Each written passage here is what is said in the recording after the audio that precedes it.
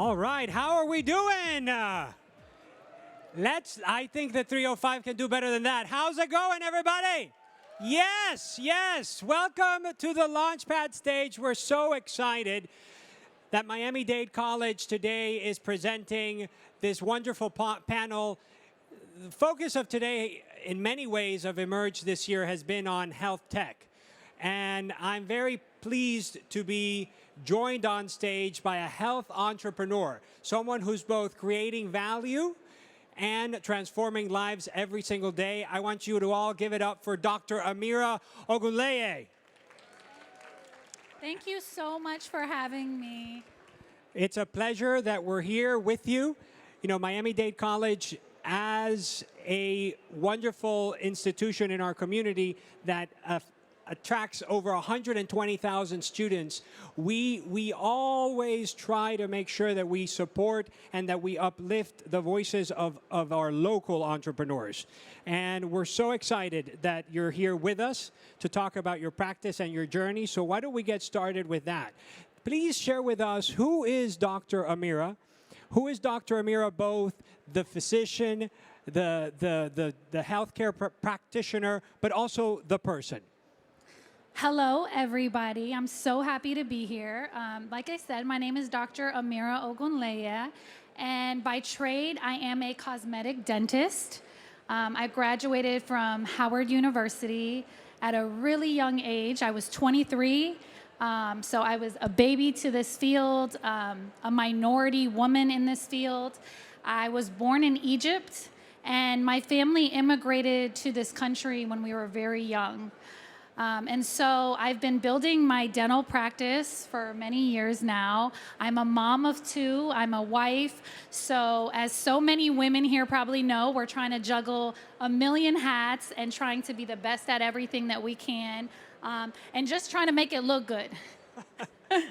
Absolutely. From all of those attributes and jobs that you have, which one do you enjoy the most? Oh, why are you going to try to get me in trouble? You know, I get asked that a lot, and honestly, it's too hard to just say one, because in your heart, innately, as a mother, when you become a mom, it's like the biggest blessing, and it's really the greatest achievement. But there's something to be said as career women, that feeling you get when you're really sitting in your purpose as a career, you know, when you're impacting other people's lives. And so it's like, it's the best of both worlds, honestly. And you've been able to create a brand and a business that brings those best of both worlds together. So can you share a little bit more about how you built your business, but also what brand are you building? Many of us here today are entrepreneurs. As you can see, we have a lot of women entrepreneurs out there. Who's a woman entrepreneur out there today? Yes, give it up for each and every one of you. That's it. So many of us here in this conference are building a business, but also building a brand. Yeah. How has that journey been for you? You know, these days, honestly, when you have a business, it's like having a brand go side to side, right? Especially now that we have social media, which is a huge, huge catapult for you if you utilize it right for a business. But what I always tell people is that we chase money, which makes sense, right? Because we have all these student loans, we've invested so much money in our business, our startup. But people who have been entrepreneurs for many years and people who are successful entrepreneurs understand the value of building relationships. So I always say, nobody cares what you know until they know how much you care. And when you really care about people, and when you pour that into whatever business you have, whatever product you're selling, people can feel it. You know, and they can see it. Think about these huge companies that are making the non-toxic Tupperware and pans, right? So we're drawn to it because we're like, oh my gosh, they really care about providing us with something that can make us better, right? So as you guys are on this entrepreneur journey, you have to ask yourself as a business, how is someone better after leaving me? What have I given them? What have I impacted them with where they could not receive this feeling without me giving it to them. And when you leave people feeling nourished, they're going to constantly come back to your business. Is that your why as an entrepreneur? I think so. I really believe in my heart that we all have a purpose and a passion. And that's why people always tell you, if you are not passionate about your business, it's not going to work. And it's not a cliche thing. It means it, because people can feel it and they can see it. So when you have purpose and when you have passion and you're building relationships and you let excellence be your yardstick, that's so critical. My team knows that you have to be so good, so excellent at whatever it is you're providing, that if somebody wants what you have, they have to come to you to get it. And when you deliver that type of passion, purpose, and excellence with your career, your business as an entrepreneur, the money is going to come. The people are going to come. And I want you to share as well, what is that business that you are doing so excellently well, and how's it going? So I'm known for porcelain veneers. I've been practicing dentistry for well over 15 years, but I've specialized recently in veneers, and I've been blessed to build a brand where people are flying from all over the country to Miami for these veneers. But like I always say, it's bigger than the veneer, right? It's about the excellence. It's about the perfection. It's about not accepting mediocrity in your work. It's about caring about those relationships. It's about people really knowing that you're not another number. That how many people know someone who does veneers in the United States? There's 1 million. But what sets you aside? Why does someone come to you for your business? What do you give them? What do you leave them with that makes them wanting to come back for more? And for me, that passion and that care has really catapulted my business. And I love, love, love what I do. But more importantly, I love the people's lives I'm impacting through a smile. And you're not doing that alone, right? You have created a team. Yeah. Can you share a little bit more about your team, and also about what is it like being a leader in an organization that you're building, in a business that you're building? Yeah, so you cannot be a successful entrepreneur if you do not know how to build a team and if you do not know how to delegate. The problem with so many entrepreneurs is that we're type A, right? That's that drive that's in us, right? It's something that can't be taught. You're born with it. Every detail matters. Your intention matters. But sometimes we don't allow people to help us, right? And you cannot make it. You cannot trifold your business. You cannot expand your business if you don't learn how to lead. And one of the best attributes of a leader is creating other leaders.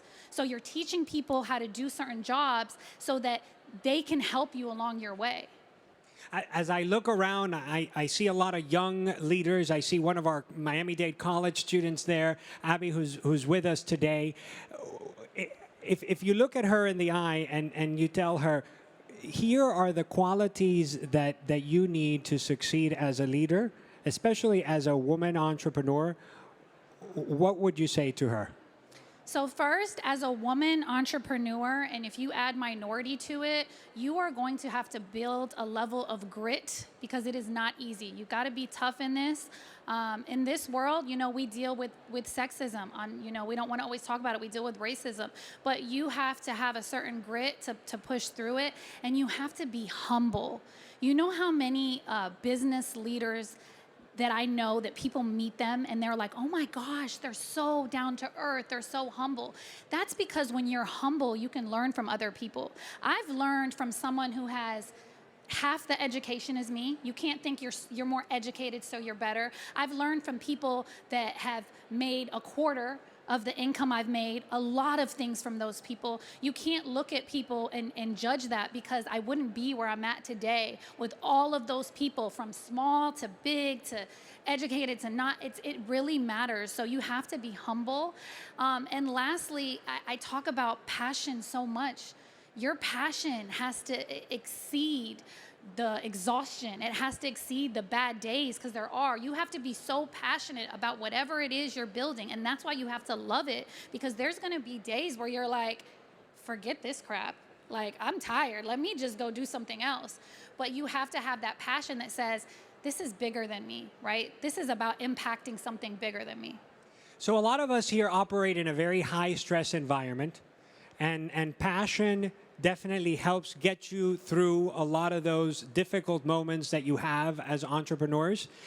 But what else, as an entrepreneur, as someone who started a company and now has grown it,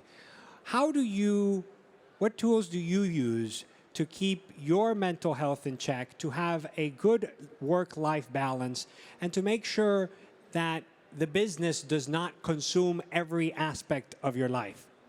Yeah, that's really a good conversation, because too often as entrepreneurs, you'll get burnt out.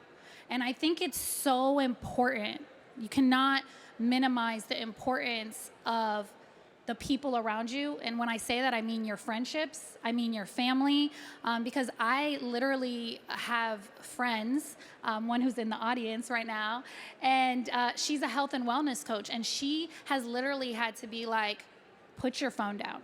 Like, put your phone down. The email can wait, that text can wait, because we're always on. And we feel like if we're not get that right email at that right time. And like I said, it's how so many entrepreneurs are wired, and it is why we're successful. But it's important to have people around you that you trust and you respect, who can see what's going on and can be like, okay, you got to take a break. You need a moment. And like I said, if you are a father out here, if you're a mom, if you're a husband, if you're a wife, you're now trying to balance. And we have this fake facade that's like, oh my gosh, she has it all. She's doing everything. And you can have it all. You just can't have it all at the same time. And that's important, to give yourself grace as a business. And coming from a woman, you have to give yourself grace that sometimes I'm not at my child's Christmas play. Like, I just couldn't make it.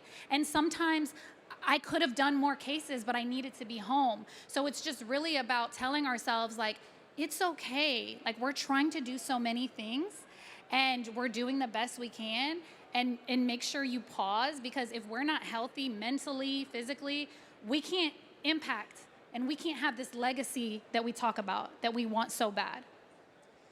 Let's give it up for Alex, who is that support system, and give it up for all of you out there who have a support system, whether it's your partner, whether it's your family member. The journey is difficult alone, and it's important that each of you surround yourselves with the people who love you to make that happen. Yes. You just touched upon one of my favorite topics, which is legacy. What do you want your legacy to be, especially as you've described yourself, being a business owner, being a mom, being a wife, being an immigrant? You definitely have the grit, but what does legacy look like to you?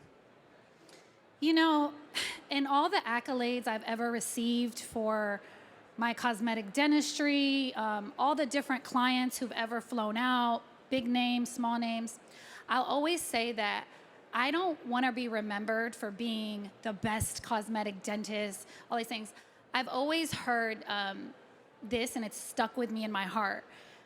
When you go through life, it doesn't matter what you've achieved, how many accolades. What matters is, whose life did you change? Whose life did you impact? Who left experiencing you and was better? And that means the world to me. You know, coming from another country, being, you know, in this country and having very little, you know, obviously building everything I've built makes me happy. But when I look back and I hear anyone who's ever experienced me, whether it's mentees, whether it's clients, and when they say, like, I changed their life even in the slightest way, that's legacy to me. That is legacy, is how you made people feel. And that's always going to be what drives me. And that's always why I'm going to work as hard as I do. And, you know, that's the beauty of entrepreneurship, right? Yes, you make dollars and cents. Yes, you have revenue streams. Yes, you have to worry about your investors. But you're also given an opportunity to make a difference and create value for other people, with the services or the products that you provide, with the people that you employ as part of your team. I mean, you get, as an entrepreneur, each of you who are an entrepreneur, you get to wake up every single day and do something good for another person. And that's very special. What has been some of the, now, of course, that sounds all very nice, but there are challenges. Can you share with us a little bit some of those challenges and roadblocks that you've had along the way? Yeah, so like I said, it's easy to look at someone's success, and most overnight successes took 15 years, you know, honestly. And because there's been a lot of roadblocks. There's times when I couldn't pay myself. You know, that's the stories that people don't often share. You know, they see the success now, but I remember times when we were just making enough money to barely pay our team. And so my sister, who were partners, we'd have to hold on our own paychecks. Like, we couldn't afford to pay ourselves, and that was rough. There's times I would leave my office literally in tears, you know, crying, just because of the stress and the load of, like, how can I do all of this? You know, there's bills to go through, tax stuff, clients, the list goes on and on and on. You know, staffing was huge. You know, you have a team member, you love them, and all of a sudden you've taught them everything, you've trained them, they're perfect, we have this awesome team, and oh, by the way, I'm moving to Montana. And your heart drops, you know, and it's almost like a breakup, like someone broke up with you. And if you've ever experienced this as a business owner, it's like gut-wrenching, because if you have a great team, every single person's position is so valuable. So I've went through those things. But one advice I can give everyone who's an entrepreneur or building a business, as bad as it seems in that moment, I promise you, you will find someone else. You will find that a replacement. Things will get better. These are things I constantly told myself at those low times. I would say, oh my God, we're never gonna find another such and such as good as this person. And then I would be like, snap out of it, Amira. And we would do our hunt, and we would actually find someone better in some ways. You know, I don't know how spiritual everyone is here, but I've always like kind of stuck to the, like, if God closed that door for me, like, trust it. There's a reason, and there's something waiting that is better for me. You know, I'm not saying they're a better person, but better for me and better for the situation and better for what we're building.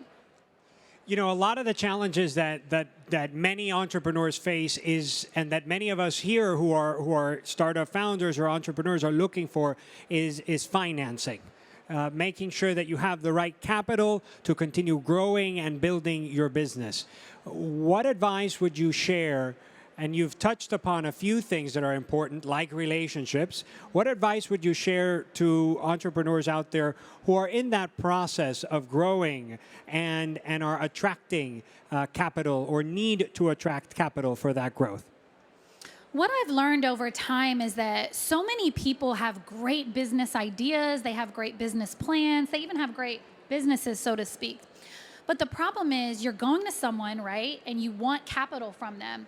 But were you on time to the meeting, which means were you early, right? Because that's being on time. Were you organized? Was your business plan put together? And at the end of the day, if someone is investing in you, it's really you. It's not so much your company. And that's what people fail to understand. If I see someone who's so passionate, hardworking, on top of things, I can trust now that they're gonna really lead this business. You can have a phenomenal business, but if you're a lazy person, you can have a phenomenal business idea. But if you're lazy and people sense that, if you're not on top of your stuff, what is the saying? Hard work beats talent when talent doesn't work hard. This is a prime example. So when you're looking for investors, they're looking at you. How did you come to this meeting? Were you professional? Do I trust you? Do I think you believe in your business? You know, so a lot of it is deeper than the business, the idea, the project. It's the person behind the business. And so when you're working to get this capital, the obvious is there. We need the numbers, you know, we need comparisons to other businesses. But what about you? Have you checked yourself and really said, am I passionate in this field? Am I on time? Am I a hard worker? Am I presenting myself as that I'll do anything I can for this business? You know, and I often tell our students at MDC that you are the most important part of your business. Absolutely. It does not work without you, without the entrepreneur. That's why a lot of the things that we do at MDC is try to make sure that we work on the person. And that's the whole person. right? That's the professional, but it's also the personal. It's also, in many ways, those soft skills that help you tell a story for your business. It's the presentation, it's the interview skills, it's the relationship building. Many of us are here today building relationships, helping to tell our story, and it really does start with you. That's why, again, going back to working on yourself, your wellness, your business acumen, and your personal traits are very important. What have been some of the things that you have done deliberately, your decision to say, I'm going to work on myself, and that's going to make me a better business person? Yeah, so I've really, in the last year or two, I've really dived into my actual health, like my being. And there were years I really didn't tie the two, as much of a light bulb as it should be. I felt like work is work, personal and health is separate. But when I started sleeping earlier, limiting TV time, working out more, drinking more water, like it was amazing to me how, even though I've been told this for so long, it was amazing to me how much it translated into the mood at work I had, the positivity I had at work, my energy I had at work, and changing the way I ate. Oh my God, that was so huge. And like I said, Alex, who's a great friend and my health and wellness coach, she literally went through some of the stuff I was eating, and I'm like, okay, I get it. It's like fattening. And she's like, no. Forget about the fattening stuff. Do you know what this does to your brain? Do you know what this does to your heart and your nervousness? And she's like, I noticed your hands shake a little. And I'm like, wait a minute, whoa, And so I think that really paying attention to my health made me a better dentist. It made me a better businesswoman. It made me more pleasant to work with. It made me feel like I could go out here and change the world. And so I think that if I could get more people to focus on that, like you said, with your health and yourself, you would be amazed at what it'll do for your business. And we have a lot of fancy technology here today. We have a lot of investors. We have the pitches. There's so much, right, that we have in this conference. But we cannot forget this part about wellness. And it's come time and time again in this conversation. I don't know if it's going to come up in other topics, but I'm glad that you're here to listen to that as well. Because we can't move forward a business if you are not strong and if you're not well. I want to shift gears a little bit back to where we are, right? We are at a tech conference, and when we reached out to you about speaking here today, you were like, well, why am I gonna talk about this? But you are also incorporating technology, and you've embraced this new generation of tech in health. So can you share a little bit about what does that do for your business, and how important is technology in the work that you're doing? Well, let me just share this, because this is kind of a big deal. I've always been old school, down to writing my patient notes on a paper. So anytime we transfer to a new technology, that was really difficult for me. So it was digital notes, write it on computer. But like I said, I do porcelain veneers, and we were taught in school to take a mold, they put it in your mouth, you take a mold, you ship it to a lab, and then they create the veneers. Well, I met this amazing ceramist, but he was in Dubai. And I loved his work, and we worked so wonderful together. And I was shipping cases from Miami to Dubai, right? Which cost about $200 every time, let alone how many days it took to get there, how many days it took to get back. And then they were like, oh my God, there's this new technology. We can digitally scan a patient's mouth, press a button, and he's gonna have it in Dubai on his machine. And I'm like, get the heck out of here. Why didn't I think of this? So I could be a billionaire. But I'm like, oh my gosh. And it was when I say life-changing, it was changing for the patients, because how many of you guys have like choked on that nasty putty that we put in your mouth with the gag reflex? It was like no putty, and it was so accurate because we're shipping it in the mail. There's heat, there's transfer. So it was like crazy to me. And that was actually the first time that I started to like, I really need to get more on this dental technology stuff, because there's so much out there that we probably don't know of, or we're just too scared because we want to trust ourselves so much, right? Like, well, I'm taking it and we don't want to trust these robots. But wow, I was just amazed at what it did for my patients in my business. And that's just one thing of many. So we are going to have time for Q&A with Dr. Amira at the Miami Dade College booth. So I encourage all of you, if you want to continue doing follow-up questions, that you join us at Miami Dade College at our booth. Where do you see, right after this conversation, where do you see your business going as technology continues to grow, as artificial intelligence continues to play a big role in operations and development of new products? What are some of your next steps, or maybe homework that you might need to do with your team in that area? So I've actually had a lot of questions about these robots that are now like doing the dental work on clients. And I get a lot of people say, well, how do you feel about it? And at first I'm like, oh my gosh, no way, because, the same reason I was no way about that. But honestly, I don't think that you're ever going to be able to take away the job of a dentist per se, because there's so much more than the technical.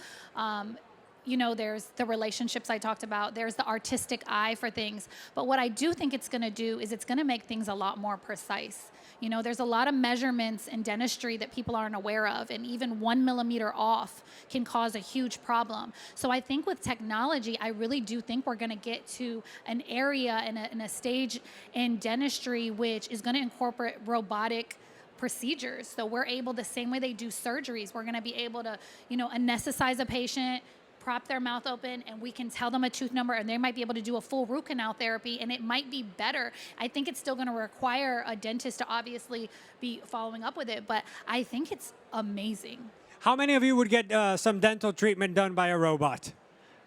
Yeah? No? There's still some doubt. I guess I still have a job then. Yes. Good. That's good news. There's still some doubt out there. Yeah. But it is this complementary dimension, right? And as we are at MDC reskilling and retooling a lot of our workforce with tech skills to do their jobs better, we're seeing this trend of the robot, the artificial intelligence, the technology is enhancing the practice rather than completely taking away from the practice. Yeah. As we wrap up our conversation, I'd like for you to share with the folks who we are here with today, what's next for you? Where are you going to next? What is that next frontier that you're entering as a healthcare provider, but also as Dr. Amira, the whole person? I've worked so hard in my life. My father raised us to just have like impeccable work ethic. He really believed coming to this country, that was the way to success. And I've always done that. And I think like I reached a point in my life where I was like, oh, your career is top level. You have your husband, you have your children, but something felt missing to me, honestly. And I kind of sat with it a while, like, okay, what is it? What is missing? And I realized that the next thing for me is really just to pour in all my hard work, all my knowledge, everything I've learned through mistakes, through experience. And I really want to take on, a lot more young dentists and teach them everything I know, like really just be able to, part of my legacy, like I said, is not the actual dentistry, but how many more people can you get to this level? I don't want to be if I'm the first, I don't want to be the last. I want more people, especially women, you know, who are more marginalized in this industry, honestly, especially minority women who might find it hard to pave the way for themselves. I want to be able to be a voice and a reflection of all the things they can do. And I think, you know, I'm going to start launching a course soon. And I can't wait. That's really like what's next for me. And as far as my family goes, my husband and I love to travel, and our kids are finally at that stage, like where we can like move around, you know, it's not, you know, bottles and diapers and, you know, specific bedtime. So, you know, we want to travel and really just enjoy the fruit of our labors. And that's why we ultimately invited you as a college to share the stage with us today, because of your desire for teaching, because you are ready and want to continue inspiring a new generation of professionals, many of who are here today who are our students. And so we hope to see you at MDC very soon. Be careful what you wish for. Right. We're gonna put you to teach, and we're gonna put you to inspire a lot of our students. Thank you, Dr. Amira. Please give it up for Dr. Amira. Thank you all, and enjoy the rest of Emerge. She's gonna be with us at the Miami Dade College booth right after this, so I encourage you to head on over, grab some coffee, and listen to some Q&A where you can ask her some questions directly. Thank you again.